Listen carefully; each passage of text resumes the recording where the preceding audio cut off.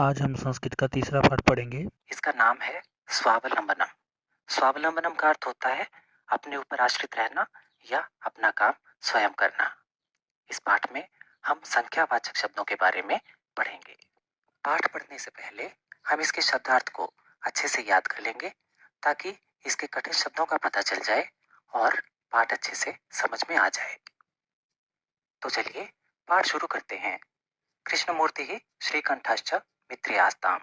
कृष्णमूर्ति और श्रीकंठ दोनों मित्र थे। श्रीकंठस्य पिता समृद्ध आसीत। श्रीकंठ के पिता समृद्ध थे अर्थात उसके पिता संपन्न थे, अमीर थे।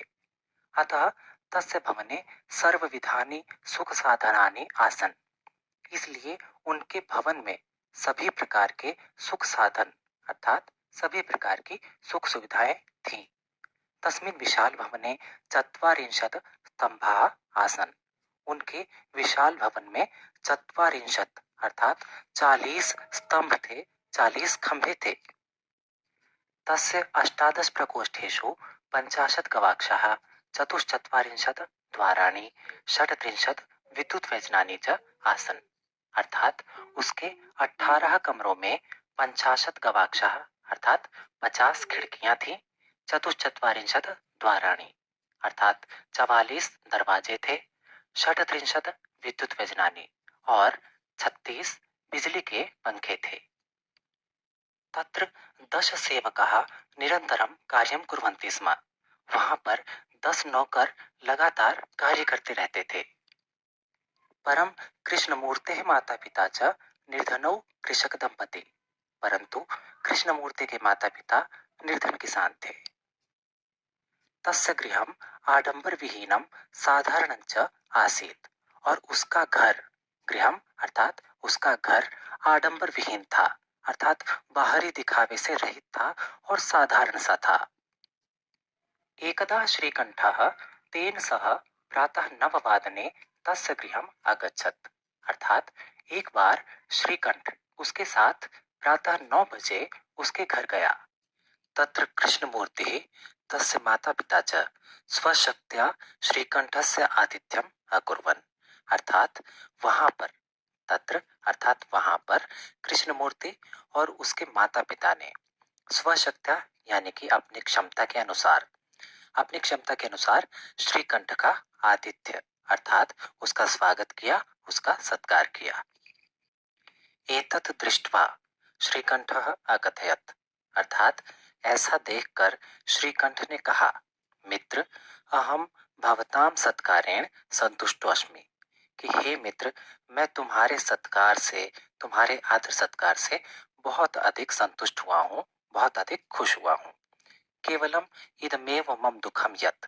परंतु केवल मेरा एक ही दुख है, मेरे मन में केवल एक ही दुख है कि यत् अर्थात कि तव गृहे एको अपि भृत्यः नास्ति।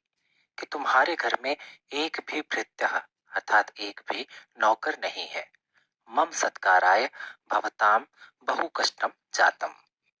अर्थात मेरी सेवा करने में, मेरा आदर सत्कार करने में आप लोगों को बहुत अधिक कष्ट हुआ है। मम गृहे तो बहवः कर्मकराः सन्ति। मेरे घर में तो बहुत सारे नौकर हैं। तथा कृष्णमूर्ति अवदत्। फिर कृष्णमूर्ति बोला कि मित्र, ममापि अष्टौ कर्मकराः सन्ति। कि हे मित्र, मेरे भी 8 नौकर हैं। अष्टौ अर्थात 8। ते च द्वौ पादौ, वे हैं 2 पैर, द्वौ हस्तौ, मेरे दोनों हाथ, द्वे नेत्रे, मेरी दोनों आंखें, और द्वे श्रोत्रे इति, और मेरे दोनों कान, ये सब मेरे नौकर हैं। एते प्रतिक्षणम मम सहायकः। अर्थात ये प्रतिक्षण अर्थात हर पल, हर समय ये मेरी सहायता के लिए तैयार रहते हैं। किंतु तव भृत्यः सदैव सर्वत्र च उपस्थितः भवितुम न शक्नुवन्ति। परंतु तुम्हारे नौकर सदैव अर्थात हमेशा और सर्वत्र अर्थात हर जगह उपस्थित नहीं हो सकते हैं। त्वं तु स्वकार्याय भृत्याधीनः। अर्थात तुम तो अपने सभी कामों के लिए अपने नौकरों पर निर्भर रहते हो, परंतु मेरे ये नौकर हमेशा मेरे साथ रहते हैं।